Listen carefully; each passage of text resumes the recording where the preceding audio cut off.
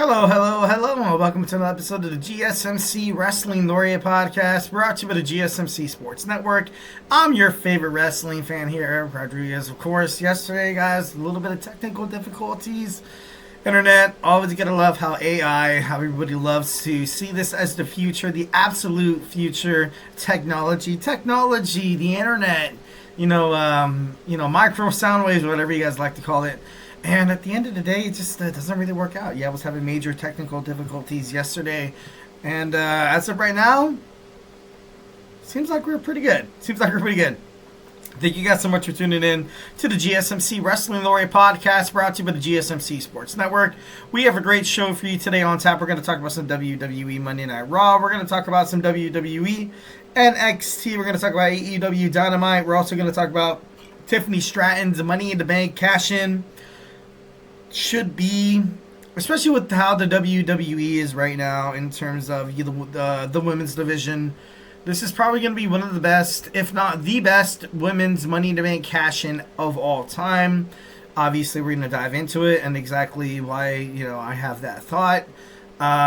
And then our fifth and final segment. Yesterday was Tuesday. We usually do our Tuesdays today in wrestling history, so we're going to go ahead and do it today. We have our Wednesdays today in wrestling history, obviously, because I was not here on a Tuesday. All right, guys, but before we get on into any of that, I just want to remind you guys to go ahead and hit up that super chat. Go ahead and make sure you guys tell me how you feel, whether you got a burning question or a hot take in terms of professional wrestling. Here at the GSMC Sports Network, we are all ears 1,010%. We just want to make sure that you guys feel like you guys are, staying in with the conversation. A lot of audience engagement is really, really awesome. And we just want to keep this conversation lively, so don't be shy. Drop your thoughts inside that chat. And if you really want to make sure your comment, question, or concern gets noticed on air, why not use that super chat? Go ahead and hit that $ right next to that chat box, which means anything you guys put inside that box is going to be featured and talked about, maybe even debated about on this show 1,010%. Plus, it's a great way to support the GSMC Sports Network. The super chats obviously helps us, kind of keep the lights on in terms of all these, all these amazing sports podcasts with all these amazing podcasters who have one goal in mind, is to make sure you guys consume all the content that you love so dang much. Absolutely 110% free. The NFL, the NBA, Major League Baseball, the National Hockey League, or whatever, whatever. It's all sports. It's all sports all the time on the GSMC Sports Network. So make sure you guys tune in daily. We are super grateful for each and every one of you guys who joins us here on the GSMC Sports Network. Your support makes all the difference. So let's go ahead and keep the conversation going. Let's get this party started. Send in those super chats, those super stickers, because you guys are super awesome, and together we will make sure this podcast is, bigger, better, and stronger than ever. Once again, super chat, not your thing. It's all good. Go ahead and hit up the tips and donations link at the GSMCpodcast.net. Tell me what you like. Tell me what you don't like. Just remember to Superman punch that like and subscribe button to the show. Follow the show. Follow the network here at the GSMC Sports Network. We do love a lot of peace, love, and positivity. 1,010%. But of course, in terms of talking sports, it's inevitable. Criticisms, some disagreements are going to happen, and it's all good. It's all gravy. It's all good in the neighborhood here at the GSMC Sports Network. We just want to make sure you guys feel like you guys are, part of the mix. So don't be shy. Drop your thoughts inside that chat. All right, so we're going to talk about some WWE Monday Night Raw. Obviously, I was supposed to go ahead and talk about it yesterday. Obviously, never really came in fruition thanks to the technical difficulties. Excuse me. Let's go and dive on into it. So WWE Monday Night Raw kicked off with Liv Morgan. We are going to get a women's War Games match, and I, for one, I'm excited. I love these groundbreaking new matches that you see in WWE in terms of the women's division.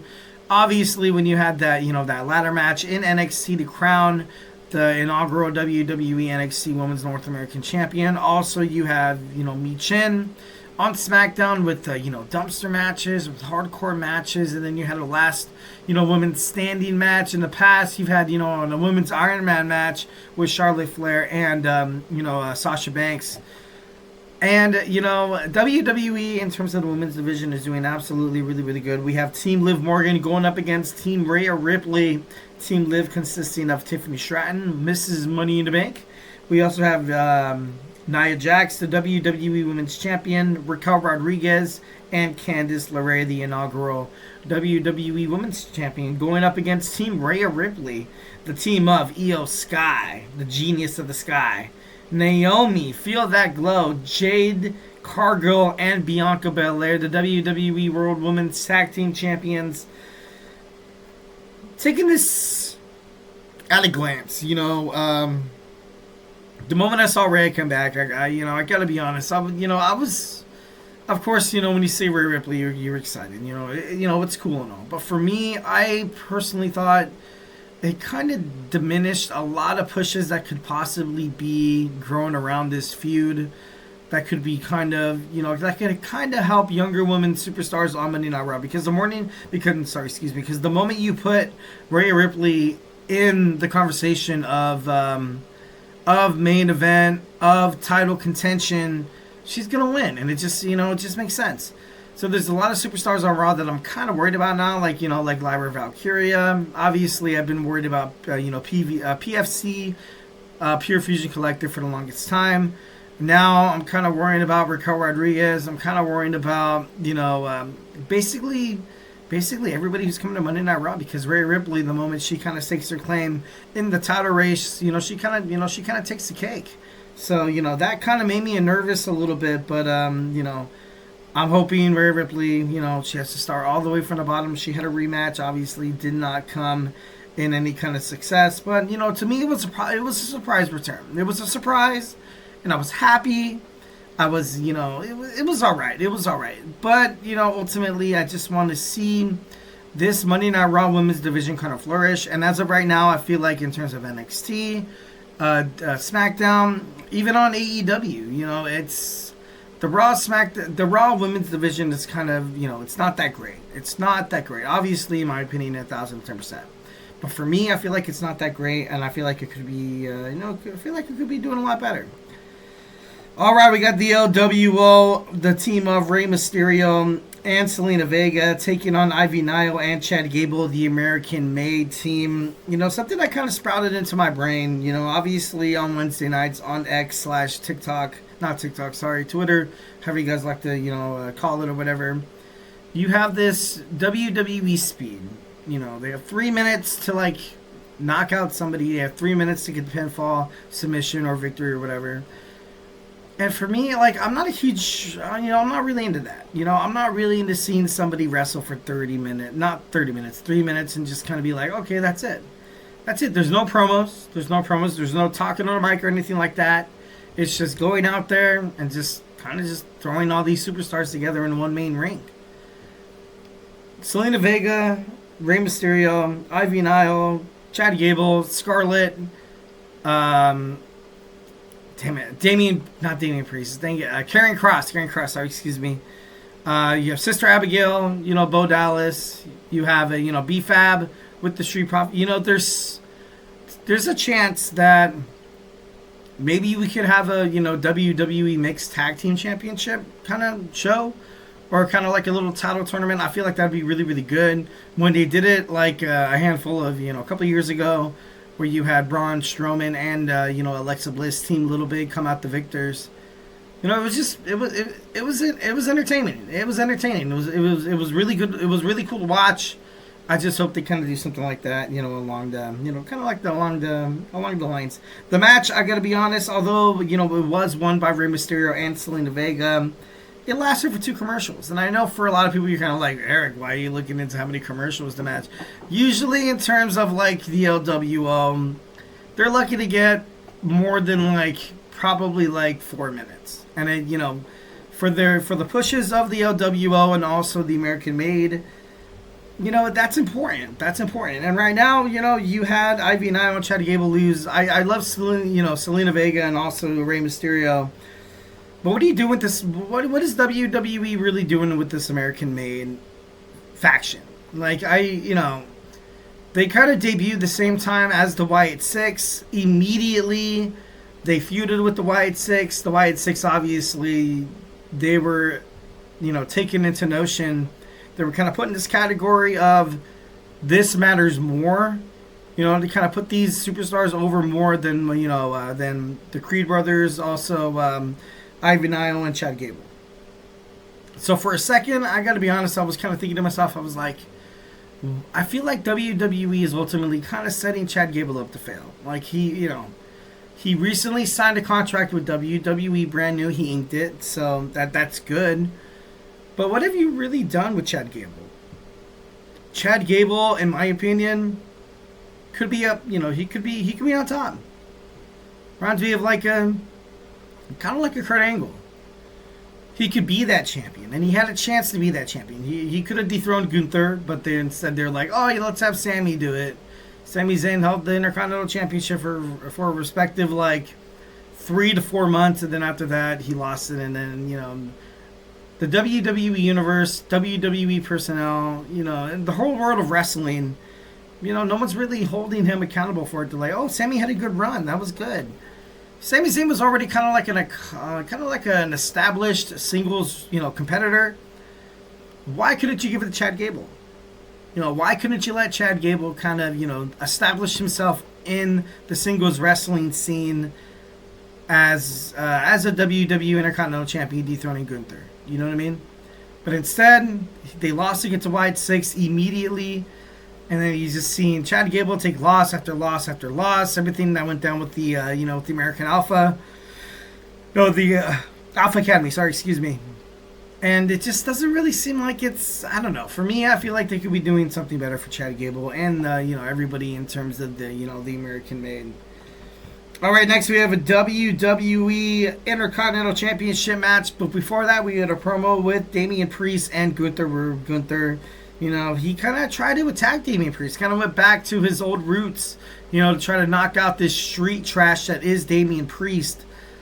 And it just didn't look good. He doesn't look confident. Damian Priest, he kind of sat down. He was like, you know what? He feels bad for Gunther. And that's a position that Damian Priest really wants to hold high because it can ultimately land him in that WWE World Heavyweight Championship position. Gunther right now, I don't know what's going on with him, but he's not the ring general that we remember. I don't know if they're planning to take the belt off of Gunther. He had a good little reign, I got to be honest. You give it back to Damian Priest. I gotta be brutally honest, I feel like with Damian Priest as the World Heavyweight Champion on Monday Night Raw kind of opens doors to a lot more different competitors, to a lot more different storylines and bookings, and and stuff like that. For me, I feel like you gotta give the belt back to Damian. At this point, I don't see how that, with this whole Gunther acting nervous and stuff like that, maybe this is a good way to kind of ultimately put Damian Priest over. And then maybe Gunther finds his way on the WWE SmackDown once when the Monday Night Raw comes to Netflix. And he kind of finds his home there. All right, next we have, obviously the WWE Intercontinental Championship match. Sheamus taking on Braun Breaker. And during the match, I just got to notice one thing. Sheamus looked slow, I got to be honest. And it sucks because I love myself some Celtic Warrior. But during the match, he didn't look good. He looked, he didn't look shabby. He didn't look too shabby. He looked old. He looked way too old. Didn't really seem like he had the moxie. Didn't seem like he had the charisma. Didn't seem like he had the, the attitude to kind of hang with Braun Breaker. So it just kind of looked, obviously Ludwig Kaiser came out and just, kind of beat up everybody and was kind of saying that he's going to stay his claim in the WWE Intercontinental Championship division. I liked it for one. I feel like Ludwig Kaiser is going to be a successful singles superstar in the future. He's young-ish right now in terms of the professional wrestling circuit. But overall, I feel like, he could be better. I feel like he could be a lot better. Dakota Kai, go ahead and, she hits a nice little promo. I feel like WWE Monday Night Raw is gearing toward an Intercontinental Women's Championship reign. You had a promo with Dakota Kai. You got a promo with Lyra Valkyria. So I feel like it's coming. And then on Monday night, on WWE Friday Night SmackDown, they showed the tree for the United States Champion, the inaugural WWE Women's United States Championship winner. And you didn't see any Raw superstars. So there's no doubt in my mind we're going to see a WWE Women's Intercontinental Championship being unveiled pretty dang soon. We have Dominic Mysterio teaming up with Carlito, taking on the War Raiders. Wasn't really good at the end of the match. Obviously the Judgment Day lost. The War Raiders build up momentum heading toward WWE Survivor Series. Finn Balor and JD McDonough, the WWE World Tag Team Champions, come out to attack the War Raiders. And for me, as the days kind of progress, it's getting worse and worse and worse for this Judgment Day. But I was kind of thinking about it. I was like, you know what? I feel like if the tag team titles were on the War Raiders, they would have a dominant run. They wouldn't really be that kind of that intricate kind of tag team, style. Right now on WWE Monday Night RAW, SmackDown, you have the Motor City Machine Guns, Alex Shelley and Chris Sabin. They're doing great. I feel like they're ultimately doing really, really well with the titles. And if you put the belts on the War Raiders, it just I don't know how many different storylines you can kind of develop from that. And if you think about it, the end of the Judgment Day is coming soon. It's just to the point where, is it wise? Is it wise to take the belts off of JD McDonough and Finn Balor? Because that's the only thing that's really holding this Judgment Day storyline faction together. Without the titles, they're done. Without Finn Balor, good luck. Right now, I feel like it's necessary to keep the tag team titles on Judgment Day if you're planning on really not having them go anywhere. But putting the titles on the War Raiders, although I love myself some War Raiders, I just they're really, really dominant. They're very, very dominant. They're able to kind of dictate matches inside the ring. They absolutely from the get-go establish tempo. And they're able to kind of, they're able to control the match and kind of have it at the pace and the speed that they want it to. So that's something that, I feel like WWE kind of has to take into consideration. If you take the belts off of these guys, is it really that wise? With JD McDonough, Finn Balor, if you take the WWE World Tag Team titles away from the Judgment Day, are you basically kind of shooting them in the leg and telling them to walk a mile? You know what I mean? So, I don't know. Could be pretty dang interesting.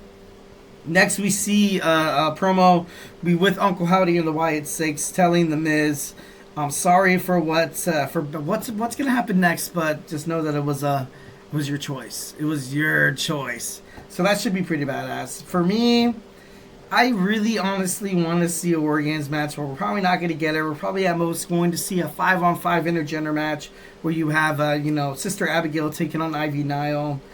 And, for me, it's not Ivy now. Sorry, excuse me, Scarlett.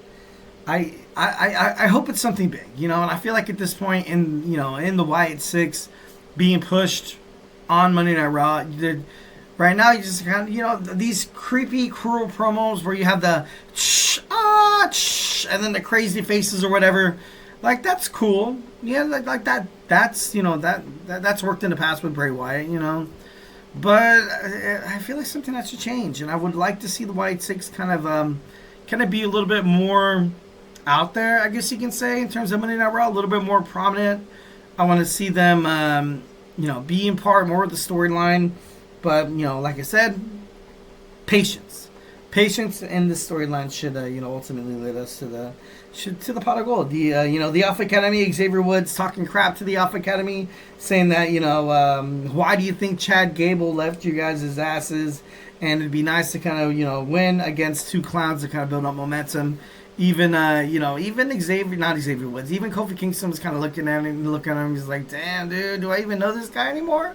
So this New Day breakup, it's gonna happen.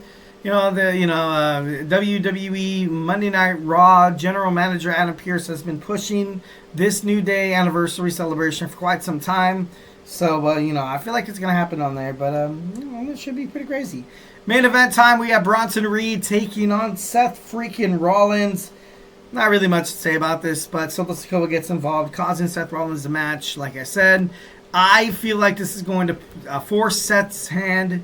Because, what am I going to do? You're at the end of the day, if you're not going to have any backup and if you're never going to be able to defeat this guy, you kind of have to reach out to some unfamiliar friends. Maybe some betrayal in the past. He threw this chair shot at Roman Reigns, by the way, guys. He pulled the chair shot. So, I don't know. It's going to be interesting to kind of find out how these two ultimately come together. I feel like when Paul Heyman kind of makes it onto the scene, maybe it might be a little bit easier. Sorry, excuse me. Maybe it might be a little bit easier for them to kind of, to make amends. But I don't know. It should be It's going to be good. It's going to be good.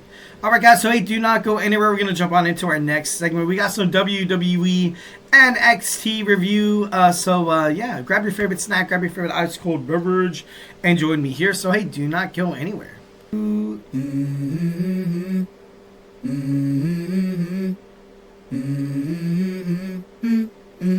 Let's go. I wake up to a little bit of drool on my pillow, feel like it's gonna be a bad day. Yeah, I'm tired of shit, and the coffee ain't hit yet, damn, ain't that great. I don't wanna go.